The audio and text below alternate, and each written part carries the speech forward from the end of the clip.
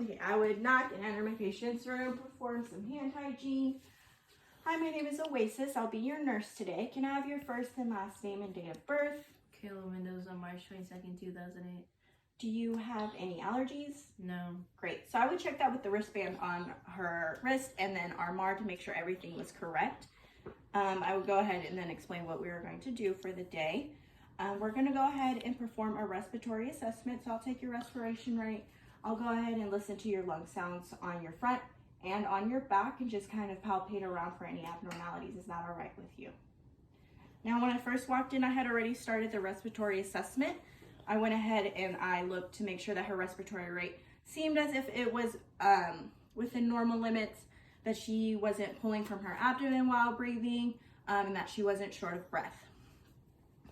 And then I would go ahead and ask her if she's had any history of smoking. Okay, have you had a cough lately? No. If she said that she did have a cough, I would go ahead and ask her if it had been dry, productive. If she said productive, I would make sure to ask of the consistency, the color, how often she is producing any phlegm.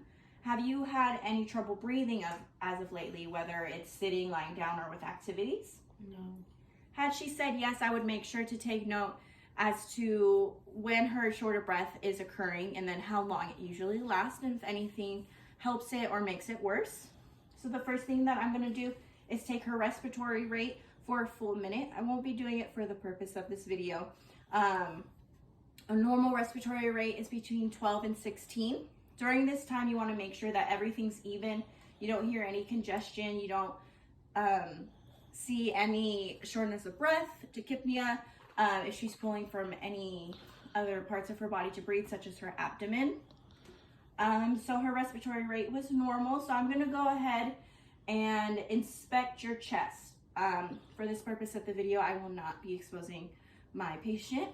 I would look for discoloration, any signs of trauma, visually if anything was uneven. Everything is fine. And then I'm going to go ahead and listen to your lung sounds. So every time I place the stethoscope on you, you're going to go ahead and take a deep breath in and out.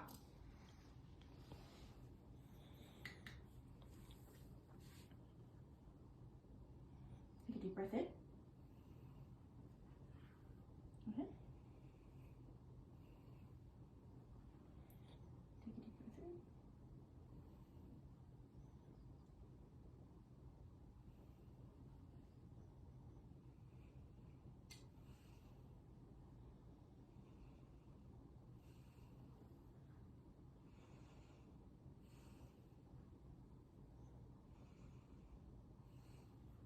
Raise your arm up for me. Go ahead. All right, give me the same for this. Okay. So while I'm auscultating, I'm looking for any abnormal sounds like rhonchi, stridor, wheezing, or crackles. Any of this can indicate infection.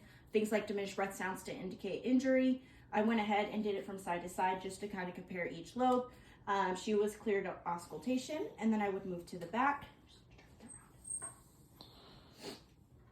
Again, if this was a normal patient, I would go ahead and inspect the skin, visually making sure anything is even or uneven, signs of trauma, bruising, lesions, things like that. The skin is of a normal color. It's not blue, it's not purple, it's not pale. Okay. We're gonna do the same thing as we did last time. Anytime I put the stethoscope, go ahead and take a deep breath in, okay? I'm gonna avoid the bony prominences because that will go ahead and decrease the breath sounds for us.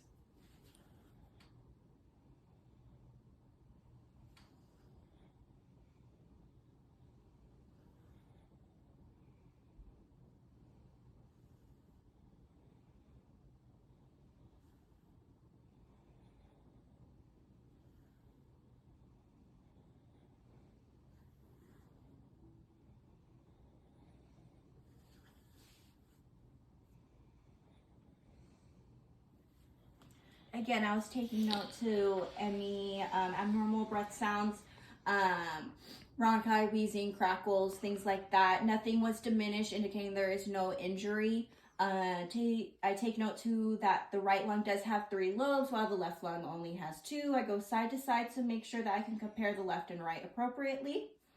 Her skin was fine. There's no barrel chest. So the next thing I'm going to go ahead and do is palpate. So I'm going to place my hands right here. I'm going to put my thumbs, make sure that they touch. And I'm going to go ahead and wrap my hands around. I'm going to take a deep breath in. So when she does that, I'm able to feel that they both extend equally and they come back down equally.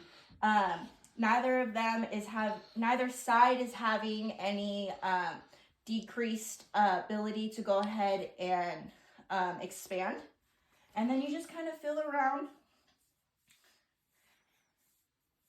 and you make sure that there's no bumps, lumps, any pain or tenderness while I'm doing this assessment.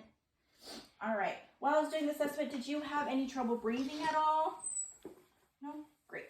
And so I'm going to go ahead and do the same for the front side, palpating. Now, when you have a female patient, I want to make sure that I'm being very cautious and that they're comfortable, because you want to make sure that you're not just kind of pressing on their breasts. But again, there's no tenderness or anything like that. Great. So she was cleared of auscultation, no shortness of breath, no tachypnea, and no abnormal lumps, bumps, lesions, trauma. Another thing you can check would be the fingernails to make sure that the cap refill is under 2 seconds. She's not cyanotic. There's no clubbing. I could do the same for the feet and everything like that. And her lips are pink. They're not blue or anything like that. And then I would go ahead and ask if she had any questions for me. I would lower the bed, put the side rails up, give her the call light, wash my hands, leave the room, and document anything.